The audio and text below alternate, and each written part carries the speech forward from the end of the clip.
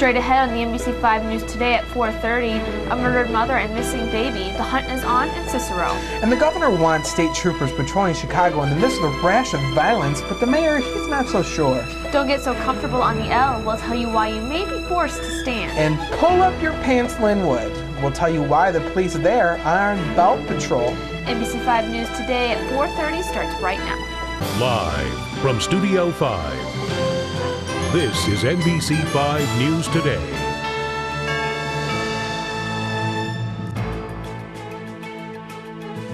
Good Thursday morning, everyone. We have lots of topics for you this morning. Wayne has a world champion chef with him in our 6 o'clock hour, so that's coming up at 6 a.m. You know the show Top Chef. I love Top Chef. Yes, One of my favorite shows. Me too.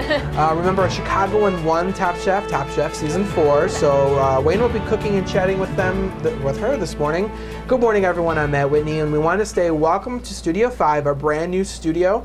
As you can see, lots of changes have been going on. It's been months in the making, so we hope you like it. And I'm Nicole Marks. If you want to check out this huge brand new video screen we have behind us and this brand new desk as well, we are very excited, and we hope that we're going to be seeing a lot more changes here in the future months. But the one thing that has not changed the past 2 or 3 days is this sweltering heat. It's been in the 90s. It's been pretty hot out there, right, Andy? The wind is relatively light, and again, lots of low-level moisture out there, so you can see and feel the moisture as you head out the door. Well, let's take a look at what's happening.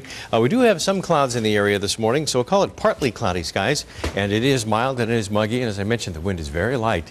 So as you step out the door this morning, it's one of those mornings where you'll think, woo, and it's just the start of another very warm day as we look outside of Studio 5. Well, let's talk temperatures, give you a sample of what's happening this morning. Our Weather Plus site in Hinsdale, it's 73 degrees right now with a dew point of 65, a west wind at 2 or 3 miles an hour, humidity at 78%. Area-wide this morning, so far, every single reporting station in the low to mid-70s, and at this hour, downtown is missing, so we'll keep an eye on that to see when they update it later. I'm guessing it's right around 76 degrees, and through the course of the day, high temperatures once again will climb into the upper 80s to low 90s. We'll officially shoot for 92 at O'Hare, so it will be a hot day. When you factor in the humidity once again, with dew points well in the mid to upper 60s, it is a steamy day that lies ahead. As you look at the satellite radar composite, some severe weather yesterday afternoon and evening in portions of Wisconsin just clipped the far northern portions of the metro area and then into northwest Indiana, slid over to Michigan as well.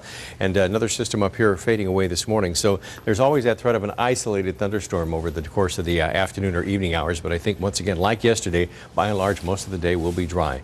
So it's partly cloudy, mild and muggy as you head out this morning. Temperatures are in the 70s. We'll have clouds and a little sunshine this morning, whereas will climb back into the 85-degree range. But by this afternoon, partly sunny, breezy, hot and humid, highs in the upper 80s to low 90s. Another steamer on the way.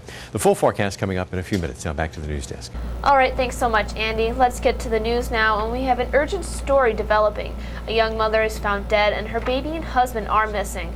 Neighbors found 21-year-old Yosena Villalbo Honorado stabbed to death in her home in suburban Cicero. Her 11-month-old baby is missing, and police say it may be her father, Mario Puente. Police say they are classifying him as a person of interest in his wife's death. Cicero police did say last night they expect to issue an Amber Alert. Well, after weeks of rising violence on the streets of Chicago, Governor Blagojevich is prepared to intervene. The governor wants to send in the National Guard to patrol Chicago's neighborhoods. He's offering to loan the city National Guard helicopters as well as Illinois State Police troopers. Crime in Chicago is out of control. That in certain communities in the city of Chicago, it is reaching epidemic proportions. The governor's proposal comes at a time of tension between City Hall and Springfield. Just last week, Mayor Daley reiterated his opposition to a Chicago casino, something the governor thinks could pay for a stalled state construction program.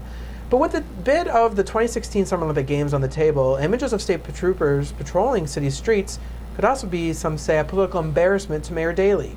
So his office released a statement that says, quote, "We hope this is motivated solely by a desire to help, but it is, at the very least, a little disconcerting that we're only hearing about this as the media does," end quote.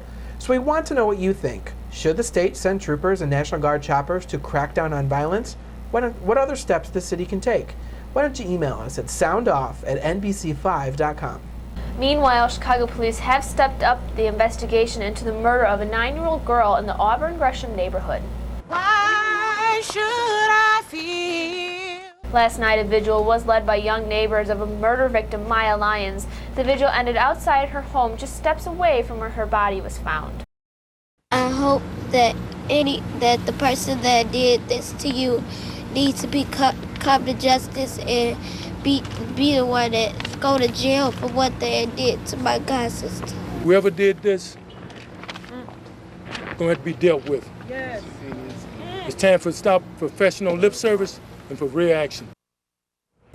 The girl's father and neighbors visited the crime scene. Authorities are saying very little about the investigation, but neighbors say some have been questioned and even submitted DNA samples.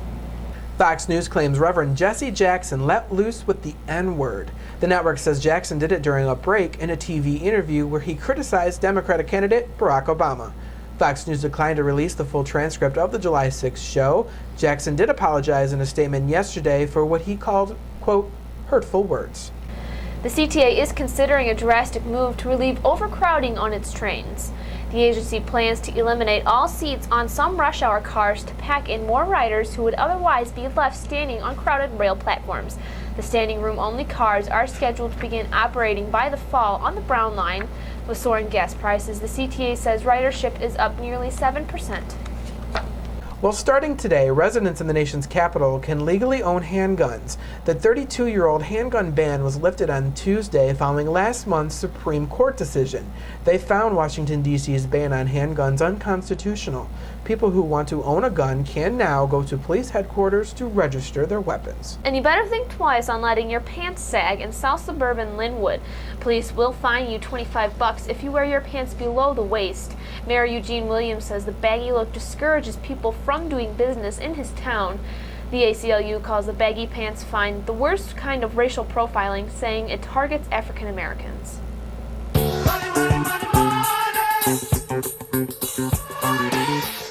Topping this morning's Money Report, an epidemic of runaway inflation. Consumer prices have seen the second biggest jump in nearly 3 decades, more than 1%. The culprit, energy costs, are up more than 6.5%. Gas is steadily on the rise, and home heating and oil and natural gas are also cost more. Inflation currently is too high, and it's a top priority of the Federal Reserve to run a policy that's going to bring inflation to an acceptable level.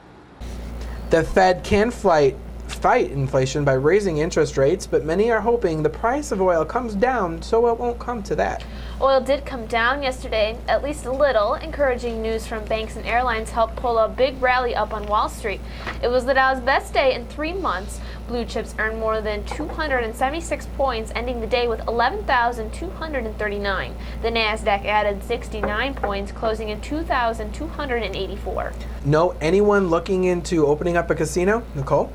The Illinois Gaming Board is selling the state's 10th and last remaining casino license. The goal is to start seeing some of this revenue by this time next year. It became available only after Emerald's casino license was revoked based on allegations of mob ties last November. If you are interested, applications will be out tomorrow and due back by early October with a bid. Gambling's not my thing. Perhaps Windy City residents can finally benefit from all that wind.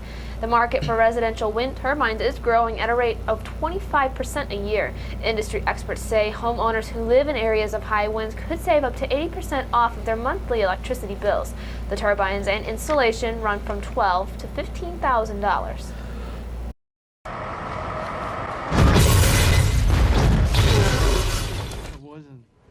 Credit the Cape Crusader with the big assist to Illinois' economy. The new Batman movie, The Dark Knight, that was filmed largely here in our city of Chicago, added almost $40 million into the local economy. It also created 4,400 jobs. The blockbuster adventure slams into theaters tonight, and it's basically getting great reviews from just about anybody. I know. Can we freeze frame that last shot of Christian Bale I there? missed it. Was he in his suit again? No, but on or off, he still looks great. 4:40 almost, and coming up, Andy will let us know on how hot it will be outside and when we're going to see a break from all of this heat. Yeah, and in about 6 months, Blackhawk fans will need to bundle up. Bruce Wolf explains next.